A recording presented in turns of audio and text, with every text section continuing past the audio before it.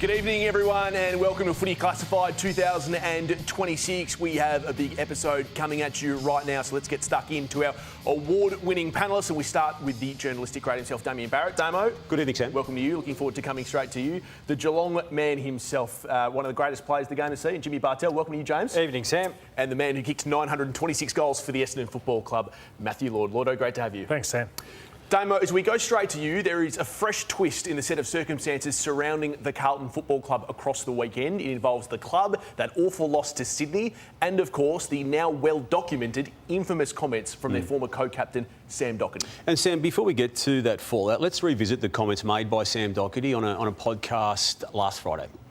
So basically what happens, and exactly what happened again last night, is the same that happens every other game. When the game's hot and contested and pressurised, Carlton's good in that environment, but as soon as some team can do somewhat good in the contest, the rest of the game just falls to pieces. Then they start losing contests, they get under pressure, they can't get a hold of the ball, and they're just an absolute show. So basically you smack our mids again this year and we'll be going off last night.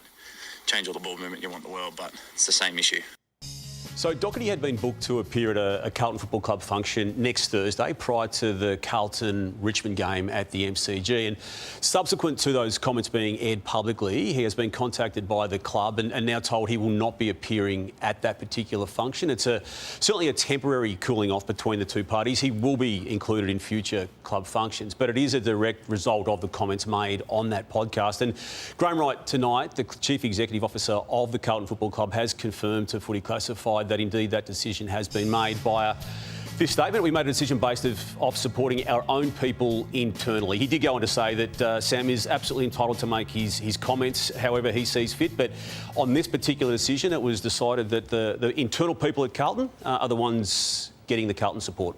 That's an extraordinary story from you, Damo, and for me an extraordinary decision, Lordo, that a CEO would essentially ratify a decision to uninvite a former captain of the club to speak at a function because of airing his opinion. Yeah, obviously people within the club, whether that's players or the coach himself, maybe they'd be upset and hurt by the comments. But I think in the cool light of day, they could take a good listen, take away the word S show and all the swear words and go, you know what, there's a fair bit of truth in what he's saying here, that when our midfielders are going well, we go well, but once they get matched or beaten, we're in a lot of trouble because, it's our big bodies who can do the work, but when they don't do the work, we're in trouble. So I think if they could look deeper, they've got to say he's got a lot of points to what he's making here, but it's probably the way he went about it. But he was let down, as I've said before. He was let down, so he never would have thought this would come and air the way it was aired. But there's a lot of truth to it. Yeah, that's all part of it, Lordo, the way it was aired, and that is one part of it. I've subsequently learnt today that Sam Docherty made comments similarly to the ones he made without the swear words on the 3W broadcast on the night in question, the Thursday night game against the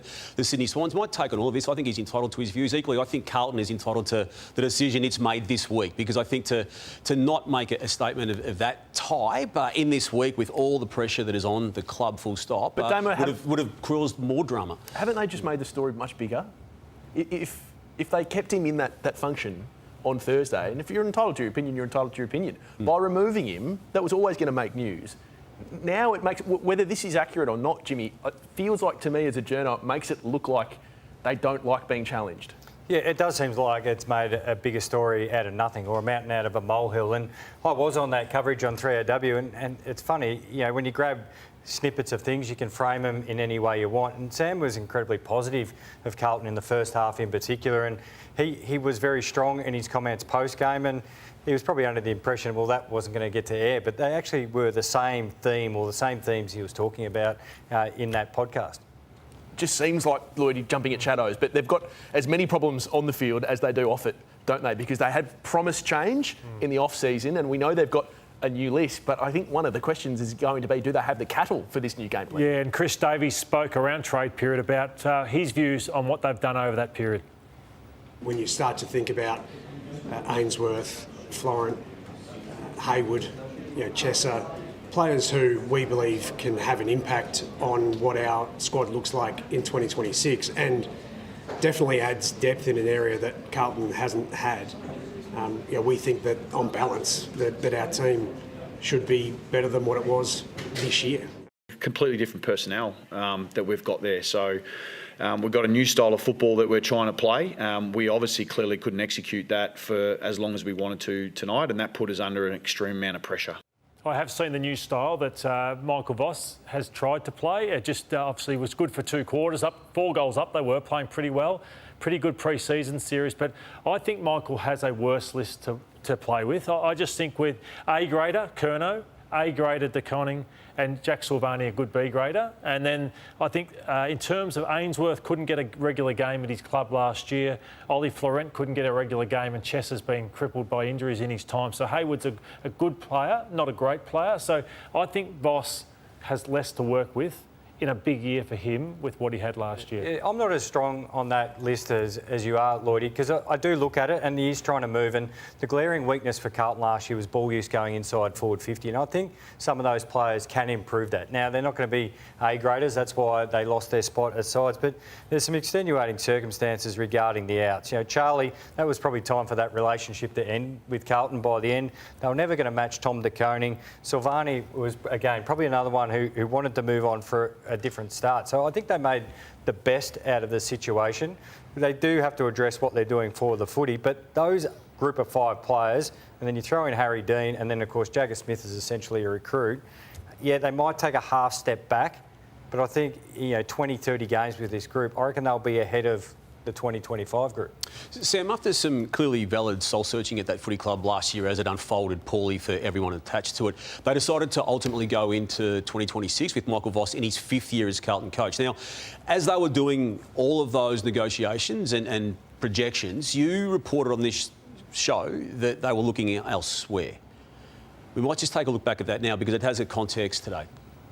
My understanding, and I can report to you tonight, that there were multiple people that were approached to coach Carlton in 2026. One of them is a current rival coach of one of the other 17 clubs. Carlton deny this. They've called the story misleading, untrue and factually incorrect. My understanding is that senior coach was Craig McRae, that someone at Carlton reached out to. Now, Graham Wright, in his denials, said it was no one of any importance. Right. Now, which someone was it? I don't know. Okay. But Craig McRae was the person. Oh, that's not true. It's, geez, I'm caught up in a lot of things at the moment, aren't I? No, look, I've got a contract here. That's just extended, thankfully enough, and my best mate works there. Like, no, it's no, that's not real. So that was initially broadcast late in the 2025 broadcast season. Sam, what can you tell our viewers tonight in the first show of 2026? Well, it's interesting, isn't it, that this has come back out? And to back up on what Lloydie was just saying, I agree with you. I think the irony of this whole situation now is that Michael Voss finds himself in a more difficult and precarious position because he hasn't got the cattle to work with. So if you if you backtrack to the end of last year, before they decided to say, OK, we'll go into 2026 with Michael Voss, they had a look around. Now, one of the guys they offered the job to was Craig McRae, who was at Collingwood. At the time, I decided not to name him because he wasn't going to do it, and so I didn't want to drag his name through the mud while Collingwood was still going through their season. It's out now, so we should talk about it. Now, if they were to move on Michael Voss midway through this year, if it's not working out, or not re-sign him at the end of this year, I think they are less appealing now to another coach, call it a John Longmire or Adam Simpson or someone of that calibre. You don't think being an AFL coach and a coach of a big club like Carlton is appealing? I'm saying they would be less appealing to an established coach that they could think could win a premiership with. I think ultimately now, if Michael Voss isn't coaching this club in 2027, I think it's more likely now, Jimmy, that they're going to have to go down the untried coach because they have weakened their list. Yeah, I get that point, and I probably just disagree in a little bit of it because all coaches have got strong egos in their philosophy of football, and I think any coach out there who wants to be an AFL coach or an established one, like you're mentioning, and using the Longmire example, is the challenge to take Carlton back and win a premiership. I think that'd be exciting for someone like a Longmire or a Ken Hinkley, just to grab another name, or even an untried coach. Don't you think it's going to be harder now, given the talent that they've let walk out the door? But AFL senior coaches are AFL senior coaches because they love the heart. Yep. So, that's what would be appealing. If I was a coach and I saw where Carlton have been and where they're at the moment, that'd be incredibly attractive for me because of the challenge. And you imagine if you do get success at Carlton. It'd be extraordinary. Yep. You'd be set for life. Look, you made the comment in the off-season that the transfer of Charlie Curnow to the Swans could see him become the best player in the comp end of year. You got to see him play first up against his old club on Thursday night. You maintain that view? It wasn't his best game, I'd say, on Friday night against Thursday night. I think it was against the Blues. Kicked his 3 goals on a bad night. I thought, as I said, he's marking. He only took 3 marks, so that's a big area. Can he get his marking back where he can just be a colossus? He's so good at ground level. He kicks his snaps and those sorts of things. But if you're kicking 3 on a poor night, or just an okay night, well, you're on track for 65, 70 goals. So he's going to get up there with Heaney, Goulden, Warner and Blakey, putting it down your throat at the SCG. I think they'll win 16 or 17 games. I've got the Swans finishing top 3.